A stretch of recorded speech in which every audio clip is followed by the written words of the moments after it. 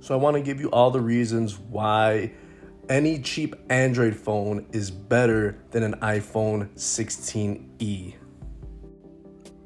So Apple recently released its newest iPhone 16e, part of the iPhone 16 family.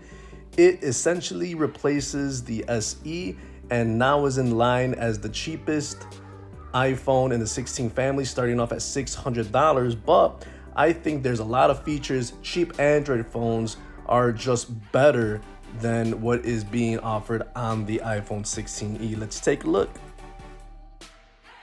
One feature a cheap Android phone can have over the iPhone 16e is that it has a nano SIM card slot, a physical one. The iPhone 16e only has eSIM, so it might be a little bit of trouble if you want to swap out the SIM cards. There's no beating a physical SIM card slot. Next, cheaper Android phones, they have big, beautiful screens. They don't have the notch that is at the top of the 16e. It has a little dot.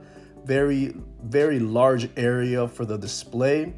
And also, a lot of these cheap Android phones, they don't have 60 hertz refresh rate. They have 90 or 120 hertz refresh rate. Compared to the iPhone 16e at $600, they're only giving you a 60 hertz display. Very old technology.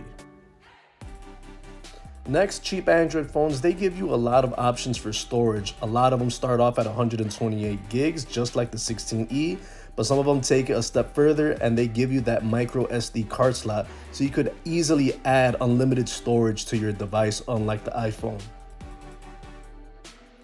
So Android phones, they offer a lot of cameras on the back. Even cheap Android phones, they give you 3 cameras, even 4 cameras on the back. While the 16e, it really disappoints only having 1 camera on the back. There's no ultra wide, there's no telephoto. You kind of stuck and limited in your options if you like to take photos and videos. There are also some Android phones, some cheap Android phones, a lot of them do, that offer a headphone jack. That's something that Apple did away with years ago, and it's not found on the $600 16e. And one of the best features about cheap Android phones is that all of them have great big batteries. The minimum I've seen on batteries now on the cheap Android phones are 5,000 milliamps. So that means you got all day battery life. As compared to the 16e, which has a 4,000 milliamp battery, and although it has good battery life, any cheap Android phone will beat it out easily.